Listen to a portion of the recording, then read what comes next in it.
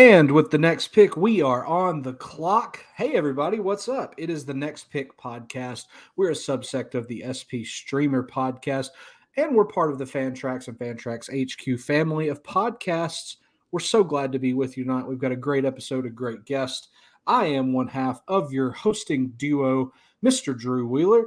With me, as always, my co-host, comrade, colleague, the wonderful, the man who's wearing the best hat on the podcast. I've got a cool Fielder's Choice one on, but this guy's wearing Phillies. It's Peyton Skinner. Peyton, how are you, my friend? Hey, just for you, man. Just for you. I have a couple hats. I gotta wipe the dust off every once in a while. This is one of them. So I'm so happy. But no, this is a good look. I like this hat a lot. It's one of my favorites. Actually, me too. It suits you style, so well. Not team, but style. I don't know. It suits you really well. The complexion is nice. So I'm feeling it. Everything going good with you, pal? Doing good, man. It's been a busy as always, but doing good. Really, I know I've been talking about it a lot, but we actually are officially moving into our house, so that's super exciting. Very good. Been Congrats, a long time man. coming. We're really pumped up about that, my wife and I. And that's wonderful. So that's been the main thing, kind of big life event wise. But what about you? How are you doing? I'm peachy keen. We've already got a comment rolling in. We'll show it. Strasburg in a Phillies hat. I don't know about Strasburg. I literally just texted you earlier this week and said you look like Noah Syndergaard. So we're kind of crossing waves here, Joker Jokic and I. But I like that we're on the same vibe either way. I'm good, man. Super slammed at work, as you know, but great. I actually just submitted command to control for May, even though it is a weekend of June. So that's great. Feeling good, feeling fresh. But I'm feeling really excited, Peyton, because we have a wonderful guest with us tonight, our fellow Dynasty writer from SP Streamer, a very knowledgeable, very kind, very great voice in this community. It's Mr. Eliezer Vergara. Eliezer, welcome to the podcast. Thank you. It's nice to thank you for having me. Absolutely, my friend. It's so nice to have you. Tell us what's been going on. How is life? Is everything going great? And how's things going in general?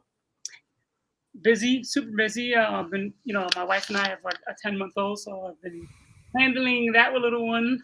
But yeah, life is great. No complaints. My wife and I we're here in New York for another few months, and then we're moving to Omaha, Nebraska.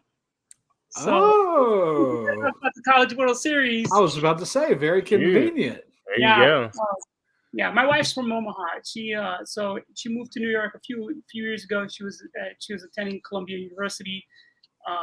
Graduated. We met. Got married. I've been in New York all my life, so it's a big change for me, but I'm looking forward to it. And I'm excited. It's like, excited even more so because of the College World Series, which since we will be talking about, I shared that photo with you guys. It was like 2017, and we had tickets to this game, and then I'm thinking, who was at that team? I had to look back, and I had photos, and one of the photos on the scoreboard, it shows the lineup and a photograph, and I was like, holy crap, that's Stephen Kwan. And then I looked at the rest of the lineup, Adley Rutschman, Trevor Larnach, and I'm like, oh my God. And Drew Rasmussen saved that game. It was a squad. Wow. At the time, you know the names, you can hear them, like you hear the buzz around them, but I think I'm trying to remember. I wasn't paying attention too much. I think Adley Rutschman, everyone was talking about Adley Rutschman, but all I was thinking about was, who are the Mets going to draft? It was David Peterson that year. Oh, okay. Yeah. Well, I mean, Peterson's had a decent career thus far. It's hard to compare he and Rutschman, but oh yeah, it's all good. I mean, it's all good, man. It's all good. Yeah. So, we're very thrilled to have you, man. And yes, that's a great point because the College World Series is one of our topics. And It's going to be a great College World Series. I know that I looked over some data today, looked at the teams involved, looked over the schedule, and so I'm ready to talk College World Series for just a minute if you guys are. Let's do Let's it. do it. So, Peyton, I'll start with you, my friend. I don't know if you happen to see a certain series. Oh, what was it? It might have been the Georgia Tech Jackets and some team. I can't for the life of me remember what team they played. How'd that go, Peyton? Hey, went about as I expected it to go, if I'm being Yeah, honest. yeah. Oh, Peyton, it was the University of Tennessee Volunteers, wasn't it? It was. It was. Sad day. Sad day. Yeah, somebody had to get that draw, didn't they? They did. I hated that it was Tech, actually. That was a team that I really enjoyed through the season.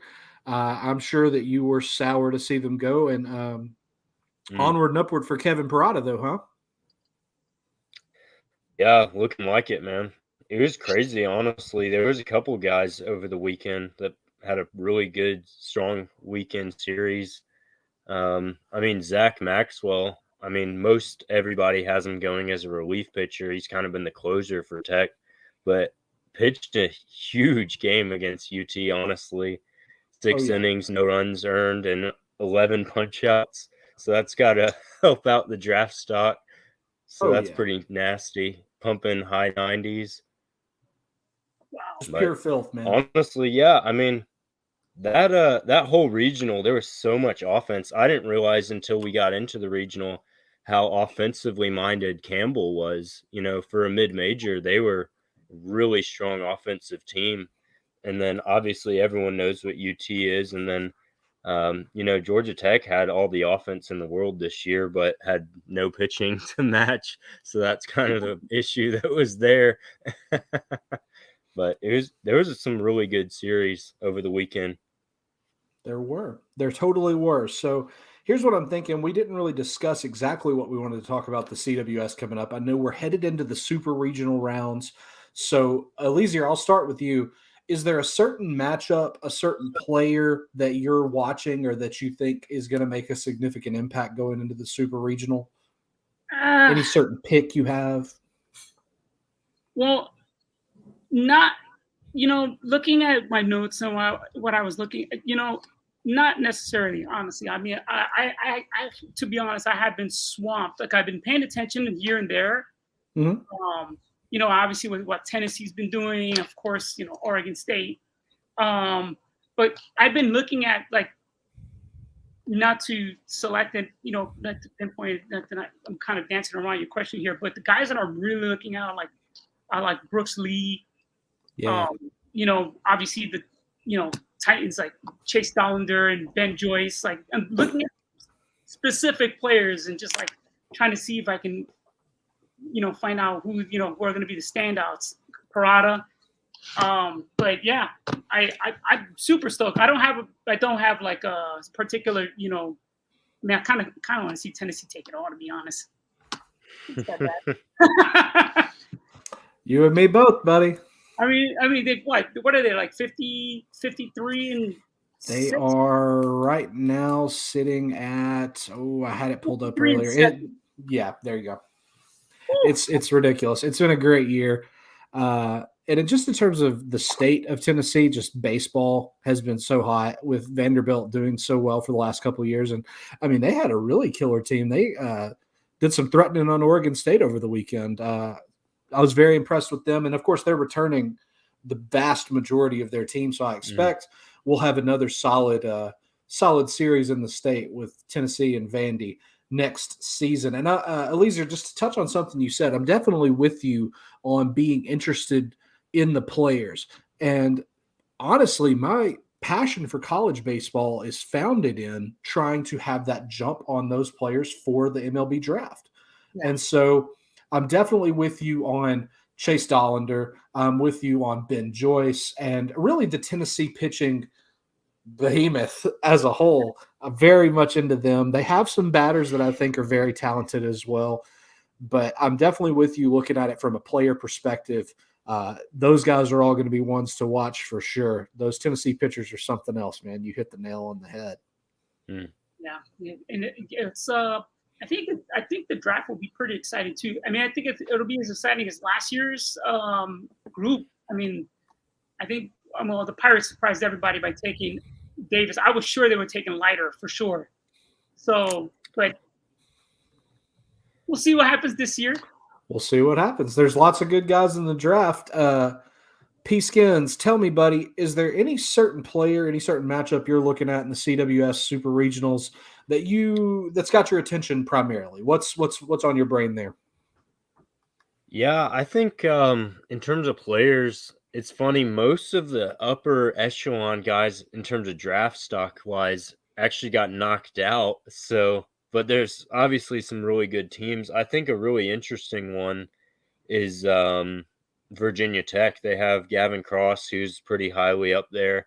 But I think their matchup with Oklahoma could be a really fun series this coming weekend in the Supers. Oklahoma is obviously just blazing hot right now coming out of the Big 12. And, they weren't even a very highly ranked seed, but they won the Gainesville Regional, came from behind against Florida after that weather delay on Monday. And, Virginia Tech's been really strong all year. I think, can you be underrated as a 4 seed? Like, I feel like most people don't see them as like a 4 seed. You know what I mean? Like, they don't, even as a ACC guy myself, like, I don't really see them as like, oh man, they're like the cream of the crop when you look at the ACC teams. Like there's Notre Dame who's playing UT this weekend, Louisville. Like there's a couple other teams in there that I'm like, honestly, like I could easily prefer those teams to Virginia Tech if I was, picking and choosing. So I think that'll be a really fun series to watch, but kind of across the board, there's a lot of fun matchups like you touched on. Oh yeah. Just to that one, the point there, Tech's, their bats are insane. And like you said, absolute scorching on fire. I do have questions about their pitching staff. And I think that Oklahoma, if we look at Virginia Tech in terms of Jekyll and Hyde there for the bats versus the pitching, I think Oklahoma's kind of in that creamy middle where if they could just play their game consistently, I think we could see an upset over Virginia Tech. Real quick, I'll circle back around to a couple points you made, and then we'll trot off of the CWS. But I see the Louisville Texas A&M matchup as being particularly tough to judge. The homer in me went with the SEC, and so I'll take A&M, even though I think Louisville's got a wonderful team. Their bats are just a shade under Virginia Tech in my I did a quick rank, go figure, of the teams in terms of batting and pitching. And Louisville I have is the 4th best bats versus the worst pitching. And then A&M is a little more consistent, 10th best bats, 7th best pitching. Either way, gonna go with A&M there over Louisville. I think the UConn-Stanford matchup is going to be really interesting, and Arkansas and North Carolina I think could be a barn burner. But if you had to make me sit and watch games this weekend, I'm trying to do pool time this weekend. If you had to make me watch games, I'm watching UT, baby. This is their year, and I'm so excited to watch them pull it in, rake it up, and pull it in. So you mentioned, Peyton, players specifically and how some big name guys that were draft eligible were knocked out. But I'll tell you, man, looking at some players who are going to be available in the MLB draft who are still playing. If anybody's watching these games, you've got to keep your eyes open because, man, there are some absolutely stellar players still playing. Ivan Melendez, he is the National College Baseball Player of the Year, compiled a 6.2 WAR over this season. Did either of you know that? 6.2 WAR for Ivan Melendez. I did not. Did not know that. Insane. Wow. First base type, obvious slugger. He's had an ISO this year of 491, slugging percentage of 895. Melendez is an absolute dynamo with that bat. But the University of Auburn, I can't not talk about SEC, Sonny DeShara, a stud. I think it was sometime within the last week, I tweeted that I'm not seeing nearly enough Sonny DeShara love on my timeline, and I set out to change that. And the 5 of you that liked it, I really appreciate it. But anyway, these are 2 guys that I don't think are getting the love that they deserve in draft prep. And Peyton, you and I have discussed maybe running out an episode or like a joint article, maybe trying to talk about like unheralded like draft prospects or like mocking out the first round or something. We've talked about doing that for spstreamer.com. Melendez and Deshara are guys you are going to see come out of these fingers for that article. Those are both guys who are great hitters. Deshara is got an amazing contact tool, #hit tool. Think that you guys will be really into him. If you're playing the long game with Dynasty, these are obviously corner types, and you know those guys can be kind of nitpicked just because of their defensive liability, but these bats will play. I trust both of them to play at the next level. Let's move off the College World Series. Let's talk some Dynasty, shall we? So I know we kind of touched – oh, please. I got one thing. Ivan Melendez, I'm already a fan because he's nicknamed the Hispanic Titanic.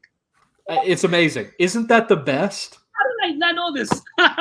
He's fabulous. His best stats, though, but that's incredible. I'm a big fan of nicknames, and so the Hispanic Titanic has been one of my favorites through the year. Love it. I hate that North Carolina State's not in because the Hispanic Titanic versus Tommy Tanks would have been a fabulous home run matchup. So anyway, maybe in the majors we can see that kind of thing come to pass. Anyway, Tommy Tanks is on the move now. Yeah, it's crazy. Real quick, Peyton, did you see? Oh, I saw a team connected with him. They wear orange jerseys from a really cool state. Where? It slipped my mind. Okay. Slipped my mind. Can't tell you. Either way. So we, Eliezer, you alluded earlier to some players that you like in the MLB draft as a whole coming up. Can you tell me about who your number one favorite player to watch in terms of the 2022 first-year player draft? Who are the guys, or the one player you're most excited to see where they go? Whose career are you excited to follow from now? Andrew Jones' son. Oh, I love it. I mean, you got to go with the pedigree. I mean, so far, like, I think outside of like Bichette and I mean, some of the superstars that we've seen, like, I mean, I think Jeff Conine's son hasn't done too hot, but I mean, like, the pedigree, you gotta go. I really believe Andrew's son is going to be a star. I've seen clips. I mean, the kid mashes. I'd be shocked if he doesn't go first or second, at least. At worst, second. But no. I don't. Let me see. Isn't there no one? Isn't Matt Holliday's son? Oh yeah, Jackson Holiday. Really, really outstanding young shortstop out of Texas. He's looking like he could be a top 5 selection as well. Although in some things, some mocks and some discussions, I've seen him kind of sliding a little bit. But I think he could be a tremendous get no matter where. I'm looking right now. Drew Jones' stats over his senior year were absolutely insane. He hit 570, 675, 1026 with a 1702 OPS, 65 hits, 7 doubles, 3 triples, 13 homers, 33 walks to 9 strikeouts. Oh man, I'm like drooling right now. Oh, same. He's got the pedigree, he's got the skills, he's got the first name. What's not to like about this guy? Yeah, and I mean, I feel kind of old now because like I remember. I might be dating myself now, but I remember when Andrew Jones made his debut. I think he actually made his debut in the playoffs with the Braves. I think you're right. And he made center field look flawless. I mean, my brother and I would laugh because there would be a fly ball, like, somebody would hit, and he was just like jog over and like grab it like nothing. Definitely one of the best, defensive center fielders I've ever seen in my lifetime, for sure. Him and Jim Edmonds. Another good one. I know. I'm kind of dating myself right now, but if you're not into baseball history, what are you doing? It's part of the love of the game, I feel like. Yeah, but yeah, I think Drew to me should go first. I mean, just because of the pedigree, and I mean, I think this guy is This guy's gonna, we've seen the success rate with these younger players coming up now, like 19 and 20, and just like flat out raking. Like, hello, Juan Soto. Oh yeah. I don't see Drew failing, honestly. And if it wasn't going to be Drew Jones, who has the first pick this year? Is it the Orioles or it's not? Who chooses first this year in the MLB draft? It is the Orioles. It's the Orioles. Yeah. Mm-hmm. I can't see how the Orioles don't take Drew. Maybe Eliezer Green or I don't see them going after Jackson Holiday. They have a lot of talent up the middle, so I think that an outfield prospect really the only kind of flaw in this Baltimore and Drew Jones inevitability is, as many would say, is they have this tendency to go under slot to save for a better altogether class rather than a one elite at the top. I do agree with you, though. I think Jones's overall talent pool is probably the most sublime of the class. Peyton, I'm going to kick it to you for a question real quick, man. Similar to what I asked Eliezer just now, I'm going to turn up this comment as we're asking. Baldy No Cap, I'd be surprised if 1 through 4 weren't some combo of Drew Jones, Termarr Johnson, Brooks Lee, and Elijah Green. Peyton, I'm curious, ignoring Drew Jones, because I know you could probably speak ad nauseum about the son of Andrew Jones. Yeah. But ignoring Jones, who would you say you're most excited for in the draft coming forward? Yeah, I mean, of those cluster of guys right there, I think Elijah Green probably is a guy that I've seen just in terms of upside and excitement that is kind of tantalizing in the same way that Drew Jones is. I think it's kind of funny. This time last year, he was at the top of a lot of boards. Then he kind of went down for a little bit, and now he's like shot right back up again. So you kind of see that pathway that he's followed back to where he kind of started in a sense.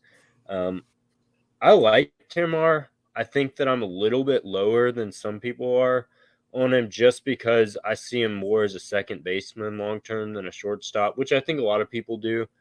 But just in terms of being way up in the elite class of the draft, I don't think he's quite in that book for me. I think I like Jackson Holiday, who we were just discussing more. I'd probably slide him into that grouping and bump Termarr out of there, but he's right in there. I think I could see all of those guys being in that top 5 selection. Something I'm really excited about for draft day, just because I think, again, going back to what we were talking about with Drew Jones, I think, again, I'd have a really hard time not seeing him go number 1 to Baltimore. But if he does, then Arizona's at number 2. And if they went with Elijah Green, thinking about Elijah Green, Corbin Carroll, and Alec Thomas as an outfield of the future, that's pretty nasty. I think that's just, and who knows? Like you said just earlier, we were surprised with the number pick last year. So, if somehow Drew doesn't go number 1 and the Diamondbacks get him, and then they have Drew, Corbin Carroll, and Alec, that's just unbelievable.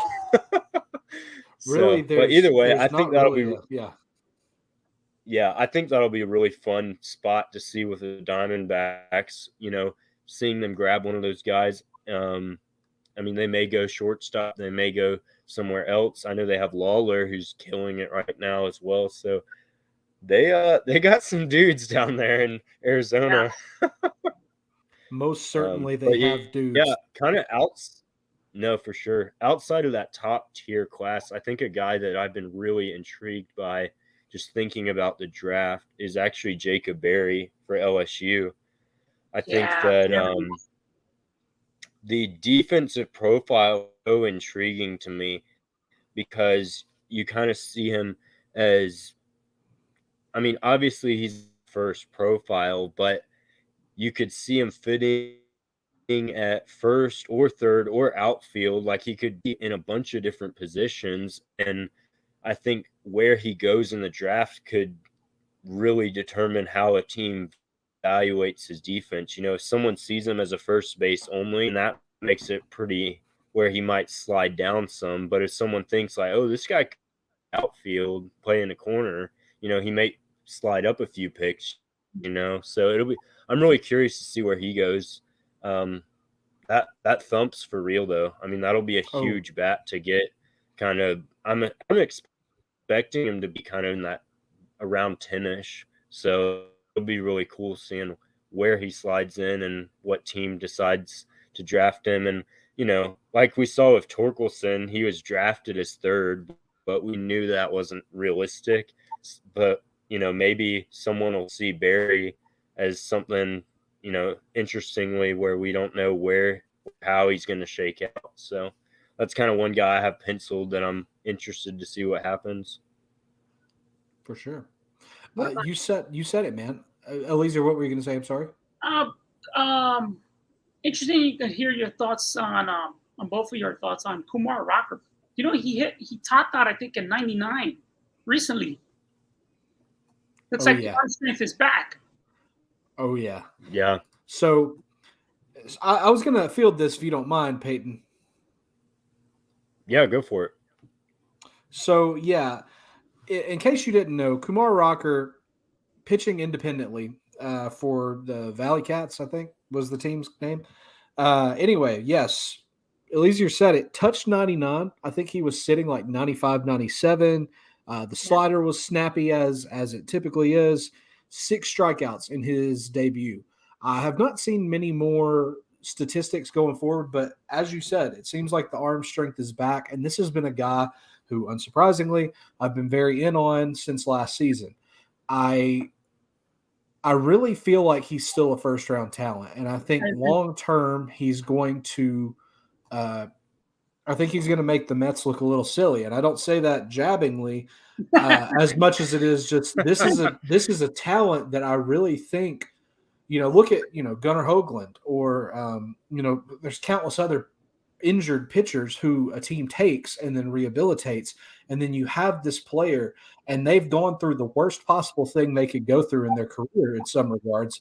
And you've helped them. Now they're ready to play professionally for you. Their employment with you starts with you know, taking this shot at them at their worst. And then when you enjoy their talents at their best, I just think the psychological aspect of what happened with Kumar Rocker is extremely interesting. Been long into this player, and I think that he's got the mental toughness and the kind of, I guess, the spiritual endurance is what I'm getting at to survive and thrive that. And I'm thinking first round, Alex. As your question was a good one. Rocker was actually the player I was going to call out in terms of particularly interesting moving forward. We did have another thing about Rocker real quick. I think the Mets' problem with him was his unwillingness to be forward with the medicals, if not mistaken. And that could be the case. I guess no matter what, there was something going on with Rocker and the Mets that just wasn't completely kosher. And what it is, I think, you know, unless one of the sides decides to just, you know, out and say it, we'll probably never know all the details of. I know that for our game, for our purposes in terms of fantasy baseball and dynasty fantasy baseball, Rocker's a player who, I mean, look, I can put my money where my mouth is. This is a player who I drafted in the Highlander startup. This is a guy who's on my roster right now in the Highlander Dynasty Invitational and he's one of the 2 open world spots I've got. Rocker is one of them. That's a player I want to play for Drew Wheeler's team. And so long as he doesn't go to the Mets, I'm going to be thrilled. Hey, real quick, I'll interrupt here, but I totally agree with you. I think this guy is probably one of the more polarizing guys heading into draft day, just because, you know, especially with what we just saw in his first performance, he's just gonna blast up draft boards if he keeps doing that. And I totally agree with you, Drew. I think he's gonna be in the first round, and if he continues to pump 99 and be as dominant as he was, I mean, I really wouldn't be shocked to see him go just as high as he did. Like, I could see him pushing top 10, honestly, which sounds pretty crazy, but I could see it happening if he has a lot of success. And I'm similar to you. I really do like this guy. I've really loved this guy since he got drafted by the Rockies out of high school before he even committed to Vandy and went there. And even when he was there with Leiter, there was a pretty good part of his career there that I preferred Kumar directly over Jack Leiter, which is not a knock on Jack Leiter. That's just because I really like what Kumar has and what he brings on the mound. So I'm right there with you. I think that's a really good investment in the Highlander. Thank you, sir. Peyton, question. Kumar Rocker, let's say hypothetically his days as a starter, he's drafted highly, he's he sweeps through the minors. What's to say Kumar Rocker doesn't end up sort of like Hunter Green? Thoughts? Thoughts? Seriously, big, meaty fastball, slider that is an insane weapon. Developing secondaries. I know the changeup for Rocker is probably about at the point Green's was 2 years ago, I'd say. At this point in Rocker's development, it was probably comparable. I've never considered it till just now, but that is an interesting turn of thought to consider that perhaps, and Rocker was considered, I think, before the draft last season. What if he's a reliever, a closer for that? So I'm very interested to see if that kind of career path is a similar one for these two guys. So awesome. So we've got some MLB draft chat in. Did you guys have anything else you wanted to throw in regarding the draft or those prospects? No, I think that pretty much covers it, at least for now. Yeah, for now. Okay. So real quick before we jump into the meat of the episode where we're going to be talking about Dynasty Trading, Eliezer, I had a message that I was asked to deliver to you from an Elvis Gonzalez. He said you look cute. I mean, this is something that Peyton and I were thinking, and we probably we didn't want to sully up the discussion of the draft by saying it, but Elvis has our back and let us know what we were all thinking. So, oh, thank you, Elvis. Thank you very much for commenting and for watching.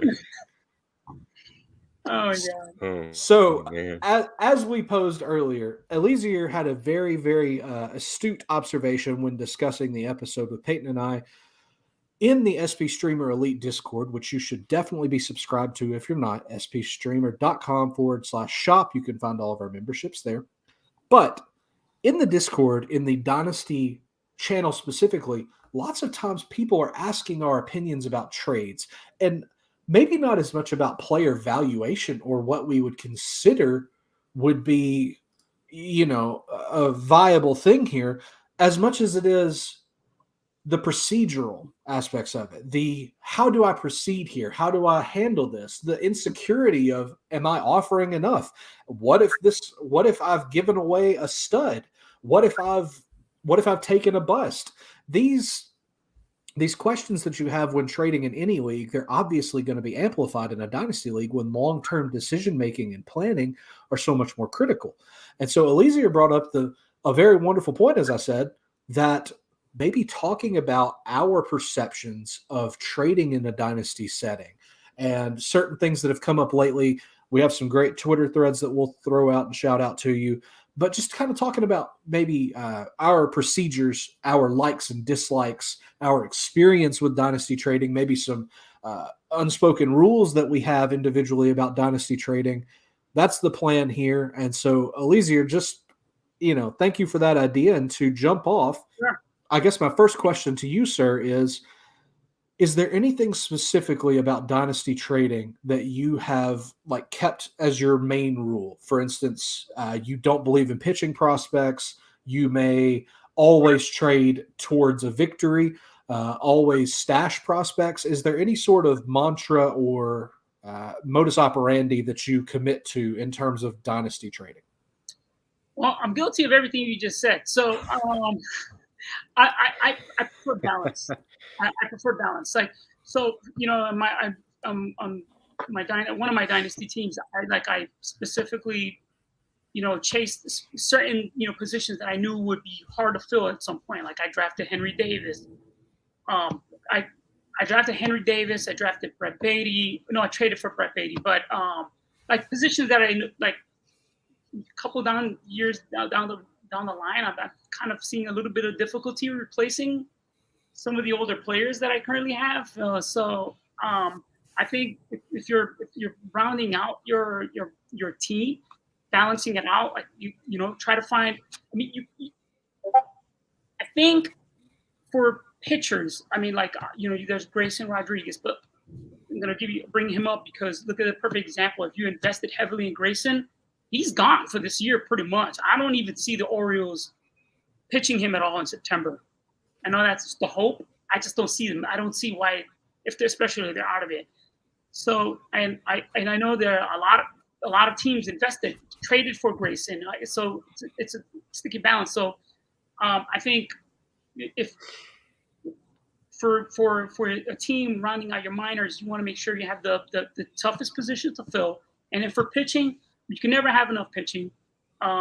Just you know, don't just go for the one guy. Have like a few guys like that you feel will turn out. You know, I think it's hopefully good major leaguers because I think we're all spoiled too. So just reading some of the Discord chats, and the thing is, I think Tatis, Acuna, Soto have spoiled us, and Guerrero have spoiled us in a way where we're thinking that these guys are going to come up and produce immediately. And Jared Kelenic, I'm sorry, I had to bring it up. But, you know, like that for every great prospect, there's going to be one that everyone really wants to succeed, and it's not. And you know, I think Jared will be awesome. I just don't see it happening for maybe another year or two. But, you know, so that's totally fair. So for me, balance.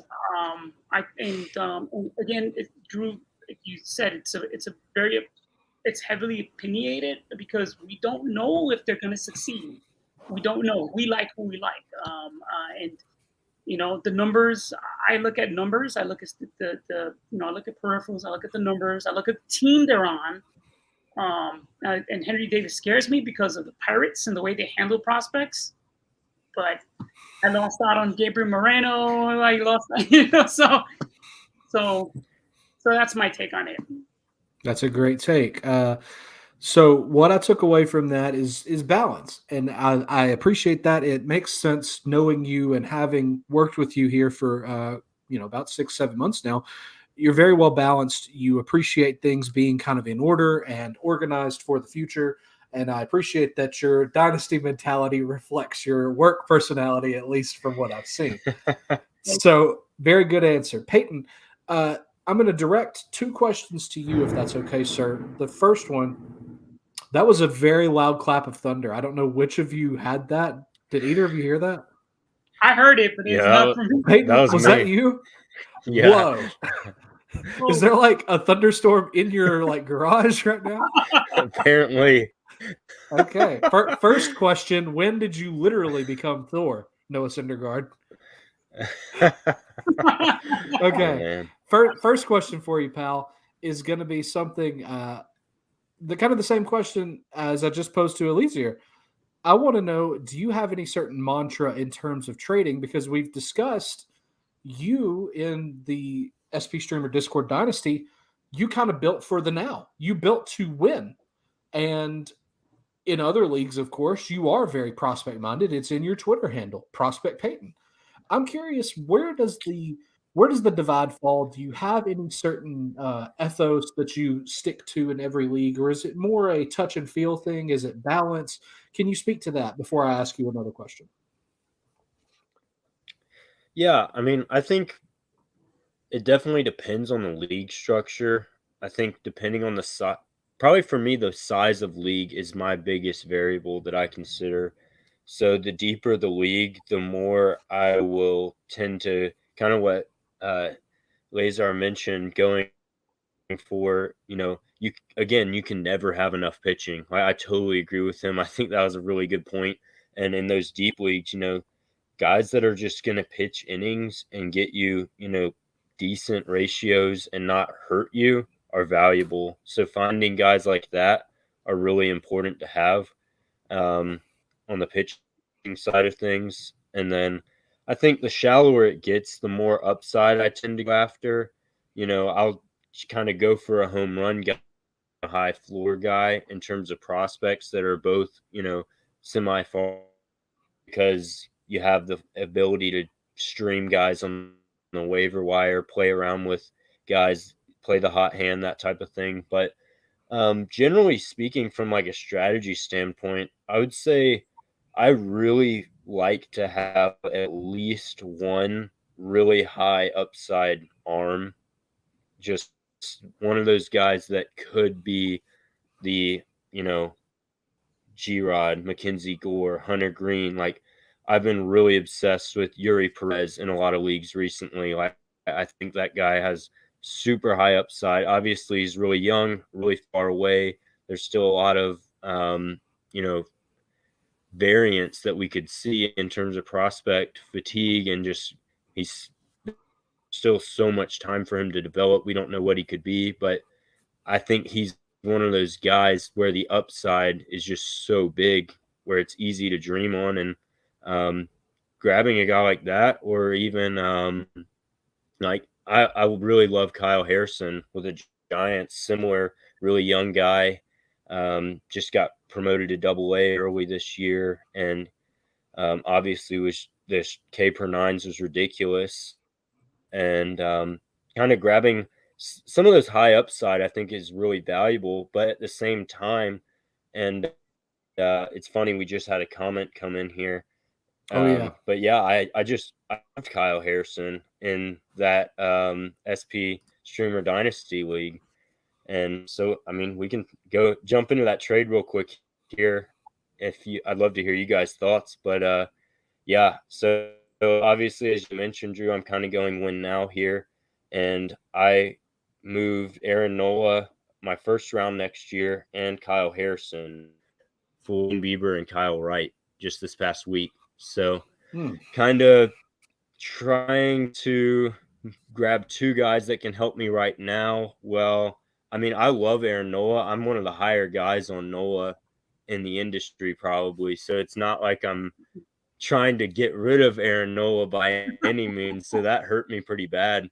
But again, I just was kind of trying to grab two starters for my one right now. But curious what you guys think before I go super in depth with my thought process. Eliezer, go ahead. I like it. I think it makes sense. I love what Kyle Wright's been doing this year. And Shane Bieber, I know there's a lot of talk about, Bieber's velo drop, but there's something that I'm noticing about him. On the mental side of it, he seems to have made some kind of adjustment where he's making it work, even with the velo drop. And I like guys like that. Pitchers like that tend to figure it out and remain relevant for a long time. So, I mean, in terms of innings, you got two guys that are going to give you a lot of innings and Ks. And I think in terms of, like the ratio, like ERAs and WHIP, I think you did pretty good. I love this trade. I love it. Appreciate that. Well, I think Eliezer said everything that I would say. I hate that you moved Aaron Nola. I really, really don't care for that. Yeah. But I know your team, and I know that it has a lot of strength, and you did turn. Okay, so this is the way my brain works, and I apologize. But if Aaron Nola is a one, I think both Bieber and Wright are 0.8 to 0.88. So net, you've gained. So if you move a one to get two nearly ones, then you've done really well. So fine. I don't like trading picks. I've had people in Highlander trying to get my picks for like the last 3 weeks, and I just can't. I'd rather take the scrubs on the wire in a 20-team, 32-man rosters league than trade my picks. And Kyle Harrison's fabulous. I guess, Peyton, what I'm saying is it was a very fair trade. And I think for you to be doing win now, you made the trade you needed to. But that said, it still makes me sad to see you move Aaron Nola, but I Yeah. get why you did it 100%. Yeah, no, I totally agree. I mean, it was a tough one for me to think through. And I think even now, I agree with you. I think it was a fair trade. I gave good pieces, and I think Aaron Nola is the most known of those three guys. Oh yeah. I've been a long time Kyle Wright fan. I mean, I was still on the Kyle Wright train when he had like a 9 ERA and was just not doing anything. So Right. I think this year I really have been digging into him a lot. Obviously, as a Braves fan, I'm even more invested than most. And I really do believe what we're seeing. I think that the command is significantly improved, and he's shown at least the ability to flash a changeup. The curveball is really good, and I mean he throws a slider here and there. It's just we'll see what he can do. And like you mentioned, Laser, Bieber's interesting. Bieber was the hard one for me, which is funny because a year and a half ago, Bieber was like the dynasty ace. Yep. And now all of a sudden people are like, oh man, sell Bieber, get rid of Bieber. Like we gotta get he had like 12 starts last week. Time to sell high. Let's get rid of him, get him off your teams. And I was like, hey, I mean, the guy still has a really, really nasty off-speed pitch, and he can rack up whiffs with that thing, even if the velocity is 90, 91. And I mean, the floor is there. He's going to pitch a lot of innings. He's, Yep. He is the ace of that team, and I fully expect him to continue to be at least a 2. And who knows, maybe he can still be a 1 just because the off speed's that good. But yeah, overall, I think it was a win-win for both parties involved. So that's always good. But Certainly. yeah, I mean, going back to kind of dynasty strategy, I think it's always important to have just the ability, like I had Harrison, even though I'm going win now, having a guy like that, it allows me the opportunity to make a big splash. If you're going win now, a lot of times you're going to miss out, of course, on the J-Rods, the Bobby Witts, even the Corbin Carrolls, Anthony Volpe, those guys. So being able to grab a couple guys that could really fly up boards, who go and cash in and make a splash like I did this year, I think is really valuable. Having guys like that to where you can kind of push your chips in when ready. And, holding on to some other guys. Like I have Luciano in that league. He's probably my only high profile prospect I have left. So it'll probably take a good bit for me to move him just because I don't want to completely empty out everything I have. And he is one of those high upside guys like I'm talking about. So holding on to him and having him there as a potential cornerstone of the future is really important, So I really love what he said, though, like balance. If I just trade Harrison, Luciano, everybody, and just empty it out, I've got to win or I'm screwed, And that, like, if you don't win, then a year, 2 years from now, it's going to be really sucky being in that league and having no payout to look after when you have no future, really. So you got to have balance. That's definitely the key, man. Consider if you do push your chips all in and then you don't win, the best case scenario is you find an off-season trade to get back to the hopefully a similar position to you were when you started. So really, what's the net gain? It's you have to be careful with these kinds of things. Yeah. And you guys both said some great stuff. Real quick, we've had a lot of really great comments coming in from all over YouTube, Twitch. Real quick, Peyton, the trade we discussed on the last podcast episode with Juan Soto, Baldy No Cap on Twitch says it's already changed so much with G-Rod being one of the main pieces, of course, with his lat injury, and as Eliezer alluded to, he may not pitch this year. And I guess from the Orioles' perspective, it really doesn't make sense to let him pitch this year. So we don't really have the time to discuss that trade in great detail, but I will say that's a great point, how it has changed so much That is Dynasty Showbiz, baby. That's absolutely right. So, Alex Pagan on. Oh, sorry, Peyton. Go ahead. I was just gonna say, and Woodruff was also in that deal. So that's another huge piece right there. I mean, that's brutal to have both of those pieces right when the deal goes down. That's really tough. Imagine not only the pain of trading Juan Soto, but then you get 2 injuries in your pieces back. Oh. But like you said, I mean that's Dynasty, man. You never know. And that's why you gotta overpay to get Soto. And that's why you never trade Soto anyway. And that's why you never trade Juan Soto. Don't do it. Nationals, are you listening to me? Anyway. No, they aren't going to trade Soto. There's no way. I don't think anyone can afford him, to be honest. Yeah. So we had a YouTube comment from Mr. Alex Pagan. He says, I made a trade to get Riley Green and Jose Barrero in my fantasy league. He moved off Logan Webb, Yuri Perez, who we were speaking about earlier, and Marcell Ozuna. I know I massively overpaid, but are Riley and Barrero worth it? And then he also kicked in this little bit of information. I made that trade because I have Harrison in my NA spot, and I have Gore, Ronci Contreras, and Nick Lodolo in my rotation as current. So just a reminder, he traded away Logan Webb, Yuri Perez, and Marcell Ozuna to acquire Riley Green and Jose Barrero. So, Eliezer, I'm going to let you take the reins on this one first. What do you make of Mr. Alex's trade? Do you think it was a win? Do you understand the logic? And I guess most importantly, are Riley Green and Jose Barrero worth the price he paid?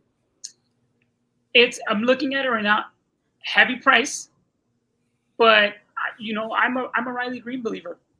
I he's got a job when he gets called up. I think that right now the Tigers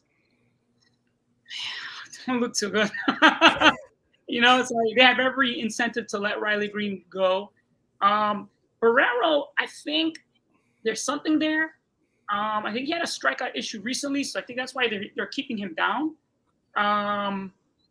But he also calls Great American Ballpark is like Coors 2.0. Like, it's Coors Light, you know what I mean? So,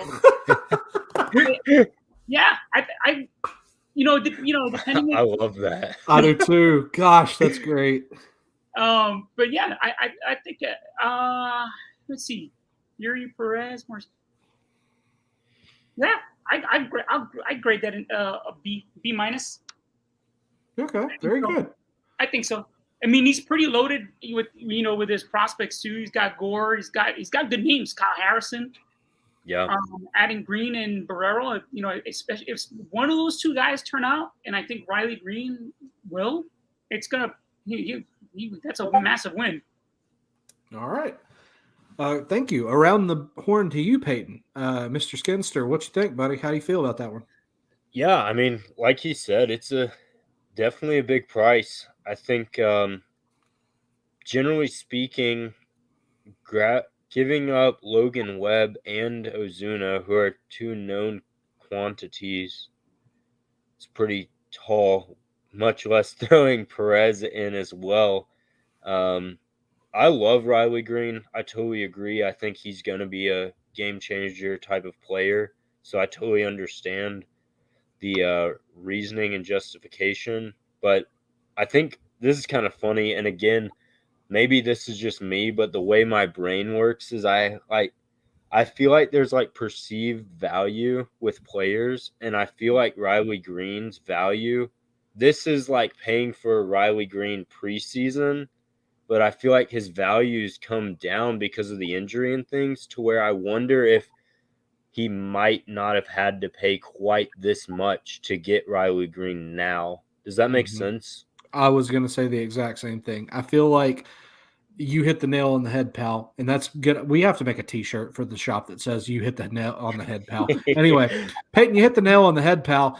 This is paying preseason Riley Green cost. And I mean, granted, the three of us can sit here, boys, and we can talk all night about Riley Green and how he could be just one of the best hitters of our generation and beyond. Yeah. But this is a hefty price. Peyton, please continue. I'm sorry. But yes, you said exactly what I was going to say. Yeah, I mean, that's kind of the gist of what I had to say.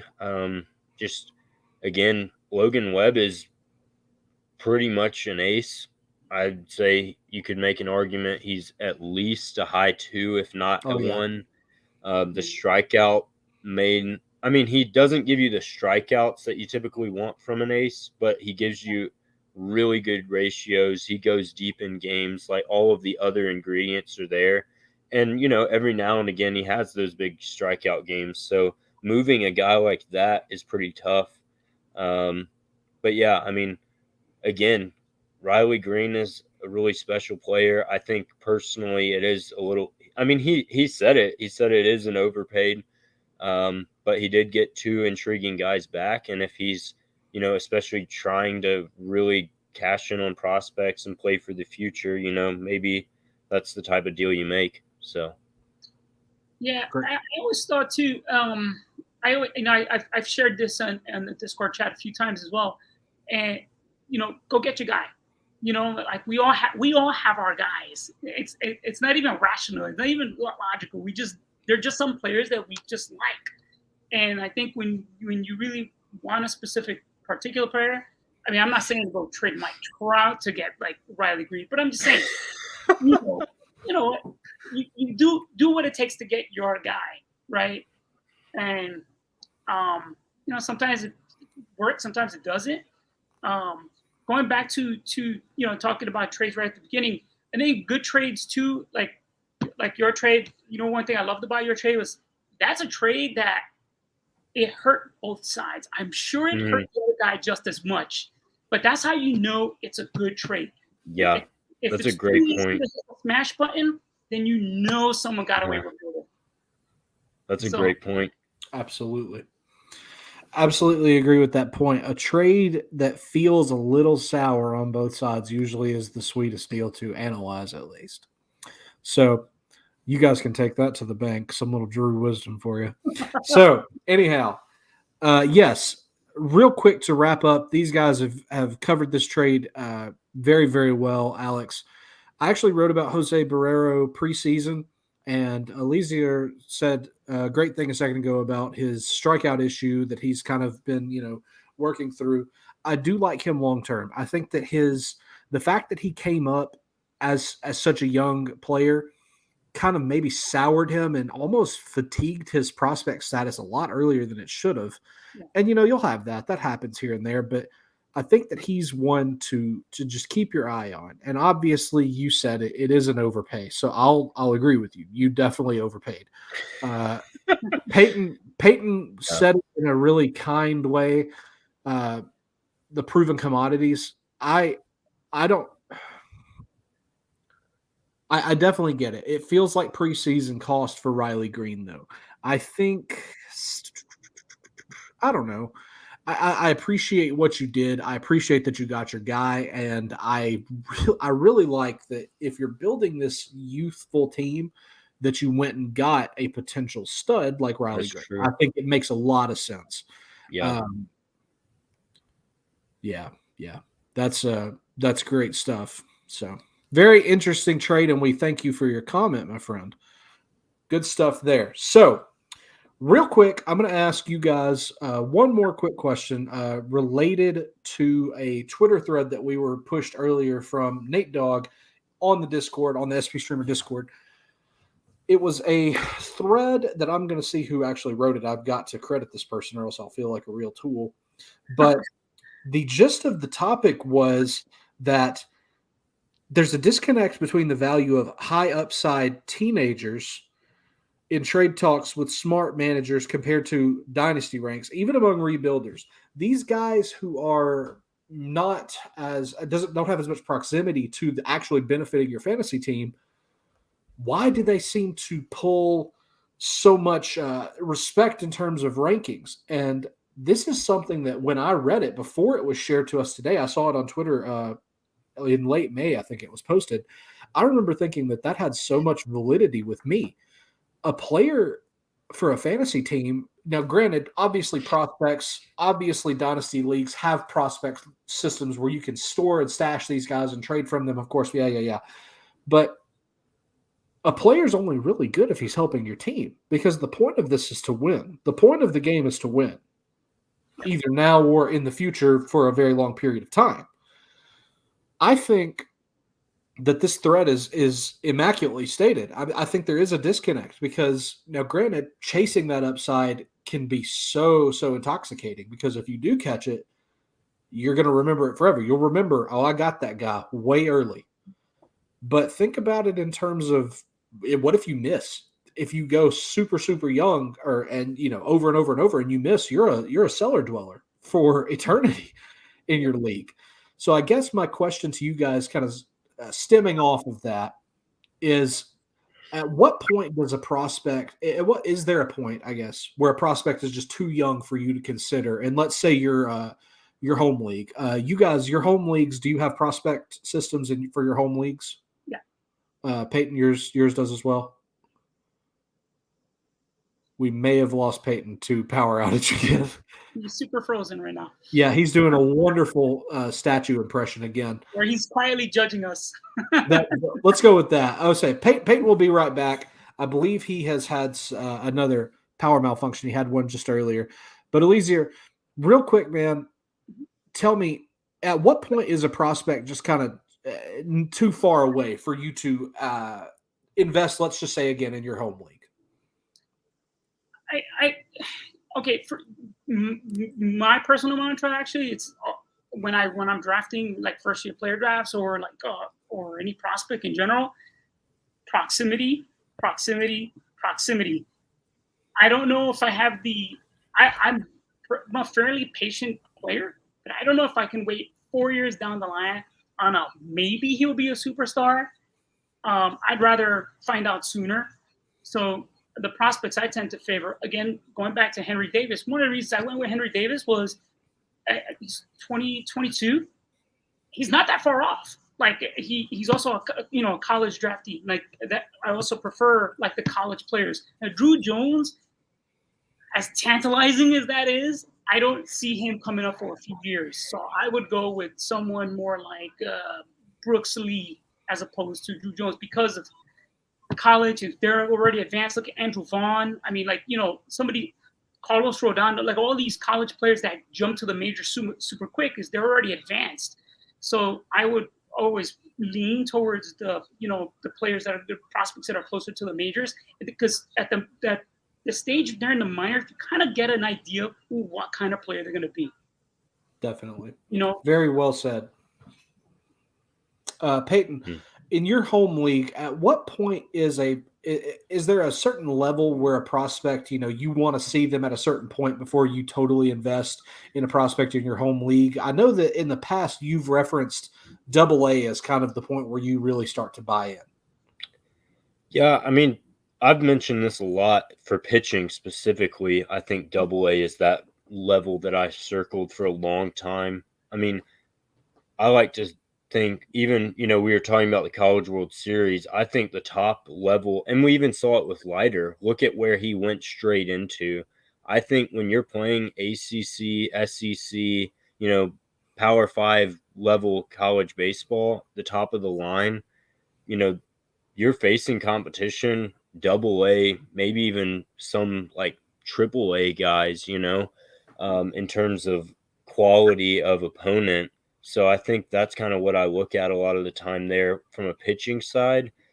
I think batting's a little more interesting for me personally. I do find myself, especially with some of these really high end, like a Drew Jones, where if they're that tantalizing and the ceiling is that special, I tend to make an exception for those types of players. Like even this past year's draft, I think the kind of safe guy was Marcelo Meyer. And I don't think I have a single Marcelo Meyer share. Not because I don't like the guy. One, because I didn't have a lot of high first-year player draft picks in most of my leagues, but also because there was a lot of just high upside guys that I was really into going after, and Jordan Waller, some of those type guys. Even, once you got further down, I think a guy like Colton Cowser, who's kind of on that opposite end where he's kind of underrated, has the floor, has the hit tool, I guess, but some of that other stuff isn't there as much. I think that's kind of interesting looking at him a little bit. So Absolutely, man. That's a great point. I'm kind of with you guys. Really, I'm going to say that as much as I appreciate in terms, and now that I'm ranking players, prospects, rather than just like having favorites and picking things, I definitely can agree. A proximity is such a valuable thing to have in the back of your mind when you're ranking things. And along that note, I realized that 2 weeks ago, Peyton and I promised we would have our Discord, our prospect rankings to you on Discord. It's been another very troublingly busy week for us. SP Streamer Elite members, you will have the prospect ranking very soon. It's my fault you don't have it. I'm so sorry. You will have it very soon. So please be patient with us on that front. Fellas, I think we have covered some dynasty trading very, very well. We've talked about some write-in comment trades. We've talked about trades Peyton's made. We've talked about procedure. We've talked about the College World Series. We've talked a lot about Tennessee baseball as well. I liked that very much. Oh yeah. It's been a fun conversation. So it is unfortunately time for us to wrap up though. So Mr. Eliezer, could you please tell the fine folks at home where they can find you, where your writing is, and what you're working on coming up? You can find me on Twitter at Eliezer Vergara. I do write for SP Streamer. I put in at least 2 articles a month. I'm actually starting to. I wrote, but the last article I wrote was lineup analysis. Actually, it was that was kind of fun. Yeah. And I'm going to see if I can talk to Mike about writing that a little more consistently. So, but yeah, and would love to hear, reach out. Anybody wants to like have me, dig into some kind of dynasty article that's nowhere else to be found. I would love to tackle it. So I'm always open to ideas. And you can find me on the Discord chat. And working on. I have ideas, nothing yet concrete, but I might look into some of the MLB drafts that are coming up, and maybe get some of those names on some draft boards for next year. Totally. Excellent. Go ahead. What were we saying? Fantasy draft boards. Yes, for sure. Real quick, fellas, before we jump off, did see another comment from Mr. Alex Pagan from YouTube saying that this was a very informative episode. He'll be signing up now. Absolutely love learning from us. On behalf of the crew talking here and the whole SP Streamer crew, thanks so much. That means a ton. That's awesome. And we're so excited to have you. Be sure to frequent the Dynasty channel on there. You can tag all 3 of us by just adding Dynasty writers. So the 3 of us plus all of our wonderful writers will be happy to talk more with you, Alex, and we can't wait to have you as part of the crew there. Peyton Skinner, my man, other than watching the future College World Series Tennessee Volunteers, tell us what you have coming up on the agenda and where the fine folks at home can find you between episodes of The Next Pick. Yeah, absolutely. Well, first of all, you're too kind. It's not your fault that the rankings haven't been put out there. This guy's been moving and hasn't gotten his side of the work done. So, but yeah, like you said, I mean, we will have it to everyone and they will be the first to see it. So I'm super excited to bring it. Again, you're too kind, Drew, but I am definitely working through it, and we will soon have that aggregate put together and sent across the streams to everybody. And I mean, again, going back to Alex, that's why we do what we do. We're super excited about it. We love being informative in the best way we can, just sharing our thoughts. And I love breaking down draft guys. I think that's fun. I think it's a part of the fantasy industry, especially obviously in dynasty side, that gets underlooked a lot of the time. Is we kind of wait until the current season ends, and then it's like, all right, now let's focus on first year player draft because it's off season and we have nothing else to do. But the MLB drafts in the middle of the summer, so giving some of those guys some love right now, and highlighting college games, because that's some fun baseball. Like, there's so much good baseball, quality games to watch. So really excited for the weekend to watch some of that. And the Vols, it might be their year. I will say it. I think so. They're loaded, man. They're loaded. They're loaded. They're loaded. So you did reference, Peyton, that you've been very busy lately, but we are anxiously awaiting your return to the written side of work at SP Streamer, man. I can't wait to see what you do next. Yeah. And for whatever reason, if you're looking to communicate with me between episodes of The Next Pick, see some bad Survivor takes, some Seiya Suzuki love, various nonsense on Twitter, you may follow me there at Drew is okay. I also frequent the SP Streamer Discord. We can't wait to talk to you there about all of your dynasty and fantasy baseball needs, in addition to having just a really, really awesome community over there of just great folks. So with that being said, thank you, Eliezer, again for guesting with us. You've been a fabulous guest. We would love to have you back as soon as you're available, sir. Yeah, I'll be there. Excellent. Be there. Thank you. Of course. Peyton, thank you, sir. As always, the co-host with the most. I appreciate you so much. Everybody out there, thank you so much for tuning in, and hopefully we will talk to you very soon. So this has been our pick, and with the next pick, you're on the clock. We can't wait to see what you're going to do with it. Thank you so much. Be nice to each other, and good night.